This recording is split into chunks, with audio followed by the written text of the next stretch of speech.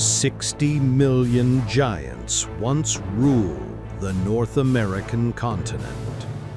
Their thundering hooves were like a storm, shaking the very earth beneath them. But in just 1 century, they were wiped from this land, leaving behind only graveyards of bleached bones. From 60 million down to just 300. Who massacred them and why? This isn't just a story about animals. It's the real story of the Wild West that you've never heard before.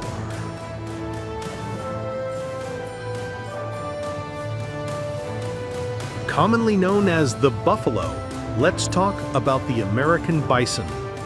The American bison is famous for its untamed wildness and overflowing vitality. Considering they're used as symbols by the U.S. Department of the Interior and the state of Wyoming, you could say they are effectively the mascot of the North American continent. In fact, boasting a population of tens of millions, they were once the true lords of the plains that blanketed the land. And for the Native Americans, they weren't just animals. They were a way of life. Their entire existence began and ended with the bison, to the point where they were even worshipped as sacred beings. But where did all those buffalo go? Why can't we hear the storm-like thunder of their hooves across North America anymore? The lands where they once roamed have now turned into silent wastelands or have been developed by humans, erasing their ancient footprints. After being driven to the brink of extinction, their numbers are only just now beginning to recover in this century. So what exactly happened to them? Have American bison become mythical creatures, like dragons or phoenixes? Let's dive into the tragic history of Native Americans and the fate of the American bison entangled with it, right here on Flat Archive.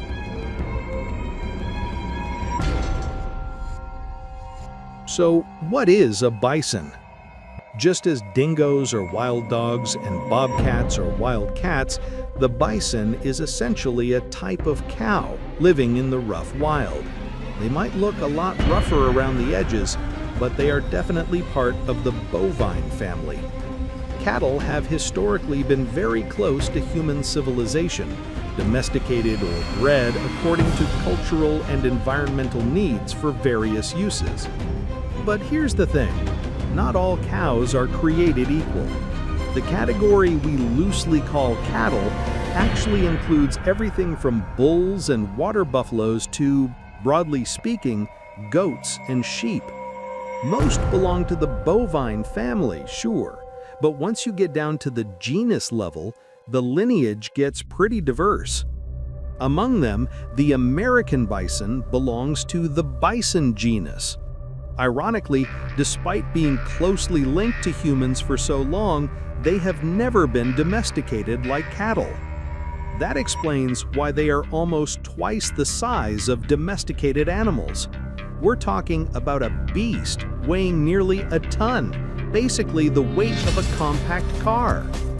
Their heads, necks, and shoulders are massive and thick, topped off with heavy horns curving upward. Plus, their thick fur and hide, designed to survive brutal winters, make their already huge bodies look even more massive. Any way you look at it, this creature just screams wild animal. They are in a completely different league from your average cow, water buffalo, sheep, or goat. And it's not just their looks. Their temperament is so wild that domesticating them is fundamentally impossible. Because of these intimidating traits, attempts to domesticate them failed early on, and they were viewed merely as competitors or prey for humans. In fact, their cousin, the European bison, or Wisent, started getting hunted as soon as Old World civilizations sprouted. By the 15th century, they were barely hanging on in a few forests in Eastern Europe. On the other hand, Across the Atlantic, in North America, their fate was a bit different. Humans arrived on this continent last, and the people who settled here didn't build massive sedentary civilizations like those in the Old World. Thanks to that, American bison were able to coexist with human groups and maintain a balance for a very long time. While their European cousins were facing extinction in the late Middle Ages, tens of millions of American bison were still dominating the vast plains of North America.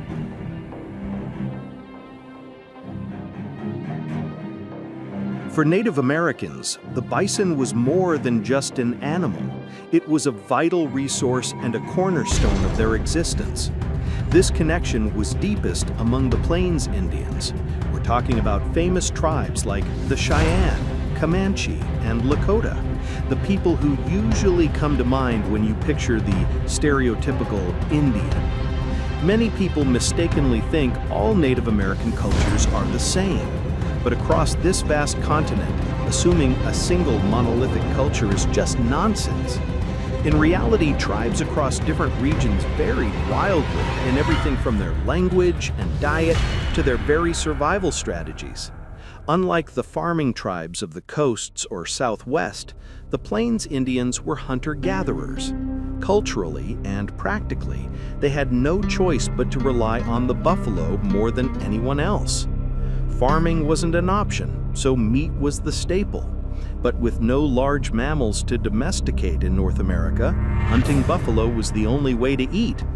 And since they were nomadic, making fabric was out of the question, so buffalo hides became everything: clothes, shelter, and even canvases for their art.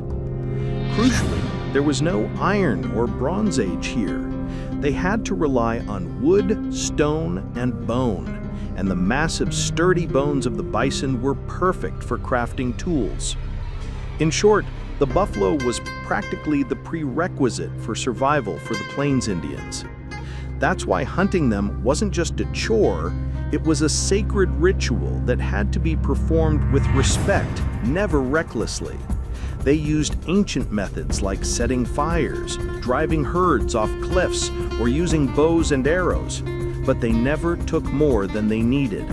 They prioritized balance and respect, welcoming the herds with the buffalo dance and creating monuments to worship the spirit of the animal.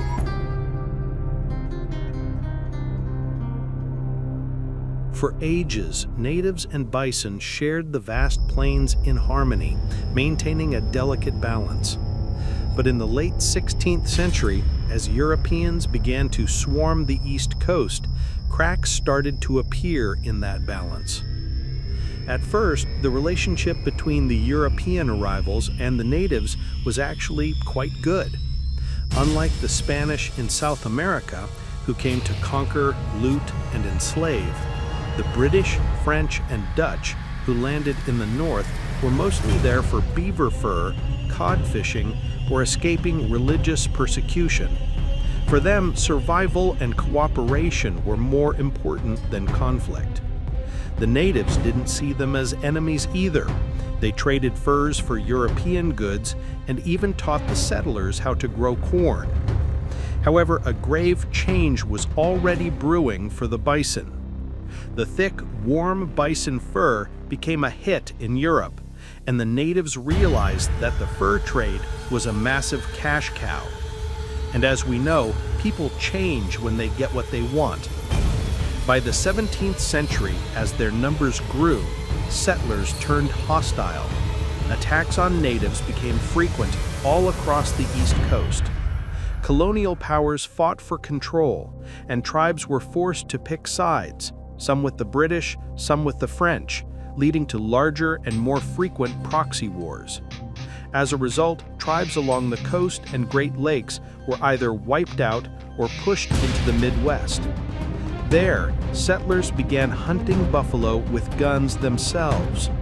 By the mid-18th century, the American bison had completely vanished east of the Appalachians.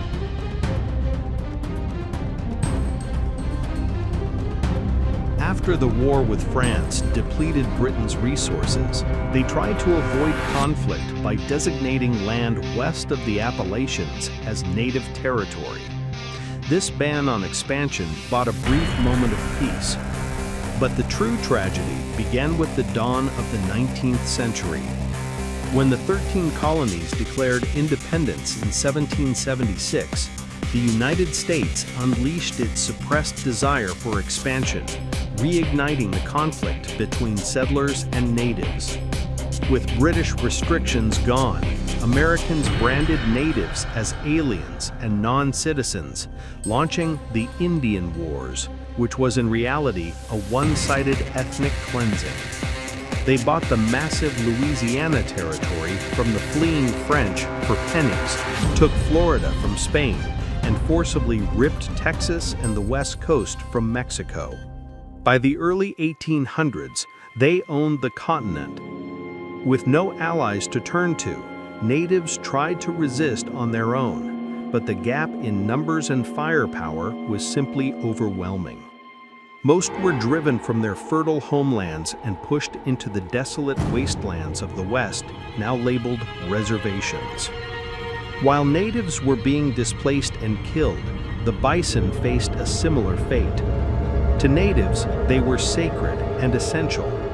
But to the Americans expanding west, these herds were just dangerous pests or walking gold mines for high-quality fur. Bison hunting boomed into an industry. Every year, 200,000 bison were slaughtered in a systematic, efficient massacre. And just like that, by the mid-1800s, bison had disappeared east of the Mississippi River. But an even greater tragedy was waiting for the American bison. As the industrial and chemical revolutions spread to America, there was a massive demand for tough hides to make machine belts and bone meal for fertilizer. And the 60 million buffalo still thriving in the West were the perfect resource to supply it all. Crucially, when gold was discovered on the West Coast in the 1850s, building the transcontinental railroad became a national priority. For a construction project of this astronomical scale, the buffalo scattered across the Great Plains were both annoying obstacles and extremely cost-effective food. Build the railroad, eat the meat, take the hide, and keep the bones. It was like killing 4 birds with 1 stone. Unlike cattle, bison reproduce slowly, making conservation difficult. But in the face of America's destiny, that didn't matter at all. Hundreds of thousands of workers flooded in, followed by hunters who slaughtered hundreds of buffalo each, every single day. This wasn't just about exterminating a species. It was a scorched earth tactic designed to crush the natives remaining on the plains. Killing the buffalo meant destroying the very foundation of the native way of life and their means of survival. Finally, after the Civil War ended in 1865, railroad construction accelerated, sparking the final wars between the U.S. Army and the Plains Indians throughout the late 19th century. Despite resisting to the end and winning battles like Little Bighorn, they couldn't overcome the odds. They were systematically dismantled, forced to surrender, or massacred. The extinction accelerated. Railroad companies, deciding soldiers and hunters weren't killing enough, actually started selling buffalo hunting tourism packages.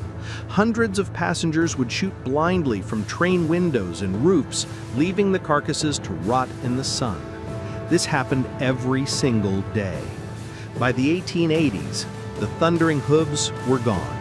Only mountains of buffalo bones remained on the Great Plains.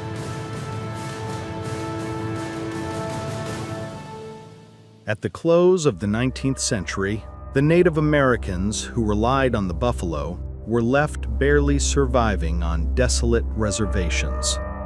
It wasn't until the 20th century that they were recognized as the original owners of the land and citizens of the U.S.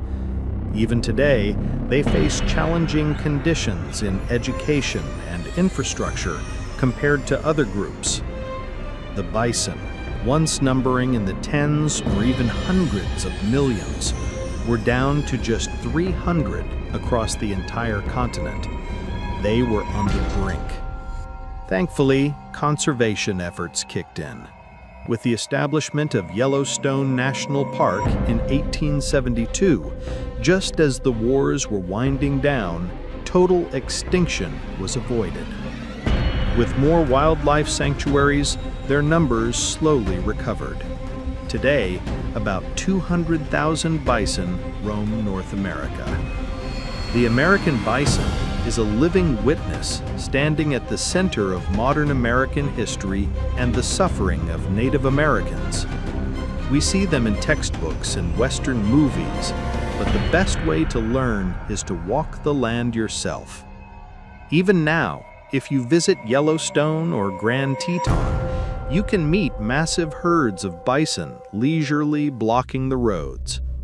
Hearing their rough breathing and hooves firsthand gives you a glimpse of what the true masters of this land were like. I also highly recommend visiting the Denver Art Museum in Colorado or the National Museum of the American Indian in Washington, D.C. They house countless artifacts, from paintings of buffalo hunts and rituals to clothes and tools made from bison hide. Through them, we can meet the real story of the people who coexisted with nature, rather than the distorted Indian images in the media. So, do you have any plans to visit a national park or a museum this weekend? If you do meet the gaze of a bison, take a moment to remember the light and shadow of American history hidden behind that massive frame and their resilient vitality. This has been Flat Archive. I'll be off now to find the next piece of history.